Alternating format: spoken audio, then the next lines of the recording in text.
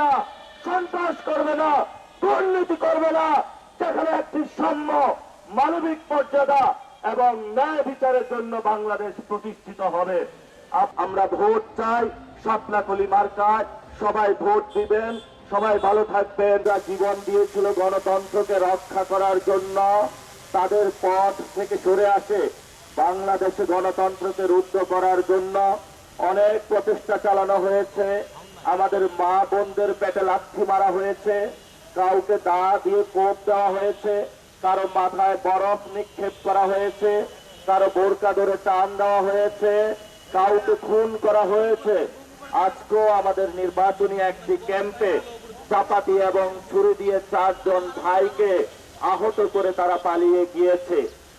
অসংখ্য যন্ত্রণার মধ্য দিয়ে আমরা যাচ্ছি, কিন্তু আমরা সবাই ধৈর্য ধারণ করছি। পুরো বাংলাদেশের মানুষ 12 তারিখের জন্য, 12 তারিখে ইনশাআল্লাহ 11 দলীয় জোটের নেতৃত্বে কোন জামায়াতের সরকার হবে না, এনসিপির সরকার হবে না।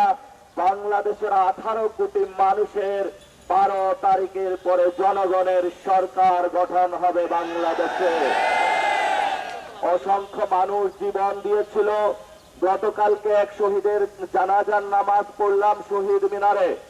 তার মাথায় বুলেটের আঘাতে তার খুলি অর্ধেক উড়িয়ে দেওয়া হয়েছিল, তারপর চাপাতি দিয়ে তার মাথায় আঘাত করা হয়েছিল। উনি একজন সিএনজি চালক ছিলেন, তার 3টা বাচ্চা রয়েছে।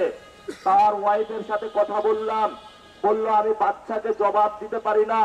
বাচ্চা যখন আমার কাছে এসে বলে আমি আব্বা কই, আমি আব্বুকে একটু দেখতে চাই, তার দিকে সে তাকিয়ে কান্না করে দেয়। তার আব্বুকে সে দেখাতে পারে নাই। থাইল্যান্ডে 64 জন এখনো মৃত্যুর সাথে পাঞ্জা লড়ছে, শুধু একটি দেশে, যারা গণ অভ্যুত্থানে আমাদের জন্য জীবন দিয়ে গিয়েছিল, একটি গণতান্ত্রিক বাংলাদেশের জন্য, যেখানে আপনার সন্তান নিরাপদ থাকবে, আপনার সন্তান ভালো শিক্ষা ব্যবস্থা পাবে, আপনার আব্বু আম্মু ভালো একটি স্বাস্থ্য ব্যবস্থা পাবে, আপনার পকেটে টাকা আসবে। যে শ্রমিক, কুলি, মজুর যারা অসংখ্য বেদনা নিয়ে গত 50 বছর অপেক্ষা করেছিল, তারা আবাবিল পাখির মতো সেই 24-এর 5 তারিখে মাঠে নেমে এসেছিল। একটি উদ্দেশ্য, আমরা একটি নতুন বাংলাদেশ চাই। সেই বাংলাদেশে আর যারা জানেন, আমরা 11 দলীয় জোট গঠন করেছি বাংলাদেশের সার্বভৌমত্ব রক্ষার জন্য। আমরা 11 দলীয় জোট গঠন করেছি আধিপত্যবাদ থেকে মুক্ত হয়ে, ভারতের চোখে চোখে রাখ থেকে আমরা বলতে চাই বাংলাদেশের 18 কোটি মানুষের জীবন যাবে, তবু 1 সেকেন্ডের জন্য তোমাদের ভারতের বিজেপির কাছে আমরা মাথা নত করব না, করব না। এখানে ইসলামকে রক্ষার জন্য, বাংলাদেশের সার্বভৌমত্ব রক্ষার জন্য আজাদির এই লড়াই চলছে, চলবে।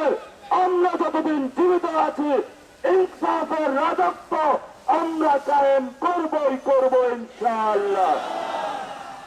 প্রিয় ঢাকাবাসী, আমরা যেখানে আমরা সুস্পষ্ট ঘোষণা করেছিলাম, প্রথম দফা ইশতেহারে আমরা বলেছিলাম শহীদ উসমান বিন হাদি যে হত্যা হয়েছে, সেই হত্যাকাণ্ডের বিচার ইনশাআল্লাহ ঢাকা 8 এবং পুরো বাংলাদেশের মানুষকে নিয়ে বাংলার মাটিতে করেই ছাড়ব ইনশাআল্লাহ।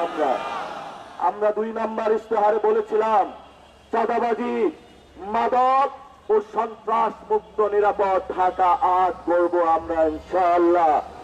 আমরা 3 নম্বরে বলেছিলাম সর্বজনীন স্বাস্থ্য ব্যবস্থা, আপনাকে প্রত্যেকের বাসার দরজায় দরজায়, মায়েদের কাছে, প্রসূতি মায়েদের কাছে, বাচ্চাদের কাছে, আপনার অসুস্থ বাবার কাছে, আপনার অসুস্থ মায়ের কাছে বিনামূল্যে কিছু কিছু জায়গায় এবং কম টাকায় আমরা পৌঁছে দেবার চেষ্টা করব ইনশাআল্লাহ। আমরা আরো আপনাদের সাথে প্রতিজ্ঞাবদ্ধ হয়েছিলাম ঢাকা 8-এ একটি বৈষম্যহীন, মানসম্মত ও নিরাপদ শিক্ষা ব্যবস্থা আমরা তৈরি করব। আপনারা জানেন এখানে বুয়েট, মেডিকেল, ঢাকা ইউনিভার্সিটি থেকে অসংখ্য মানুষ, অসংখ্য শিক্ষার্থী রয়েছে। তাদের শিক্ষা, আবাসস্থল এবং নিরাপদ ঢাকা ৮ তৈরির জন্য আমরা প্রতিশ্রুতিবদ্ধ। বিকারুন্নেসা আইডিয়াল কলেজ সহ বিভিন্ন স্কুলে ভর্তি বাণিজ্য হয়, আমরা ইনশাআল্লাহ সেগুলো বন্ধ করে আপনাদের সন্তানকে সুচিকিৎসা এবং সুশিক্ষিত নাগরিক গড়ে তুলে নতুন বাংলাদেশ ইনশাআল্লাহ গঠন করব। আমরা ৫ নম্বরে বলেছিলাম অসংখ্য ভাই আমাদের বেকার রয়েছে, পড়াশোনা করে কিন্তু চাকরি নাই। বৈষম্য বিরোধী যে ছাত্র আন্দোলন হয়েছিল, আমাদের কিন্তু কোটা আন্দোলন থেকে শুরু হয়েছিল চাকরির দাবিতে। সেই জন্য আমরা বলেছি কর্মসংস্থান ও দক্ষ জনশক্তি বৃদ্ধি নিশ্চিতকরণ ঢাকা ৮ ইনশাআল্লাহ আমরা করব। আমরা ৬ নম্বর ইশতেহারে বলেছি নাগরিক বান্ধব ও জনদুর্ভোগ মুক্ত ঢাকা ৮ করব। আপনারা জানেন এখানে ট্রাফিক জ্যাম রয়েছে এবং বিভিন্ন অগ্নিকাণ্ড, ভূমিকম্প থেকে শুরু করে বিভিন্ন পর্যায়ে অনেক ডিজাস্টার হয়ে থেকে এগুলা থেকে মুক্ত দিয়ে ইনশাআল্লাহ আমরা একটি নিরাপদ ঢাকা ৮ করব।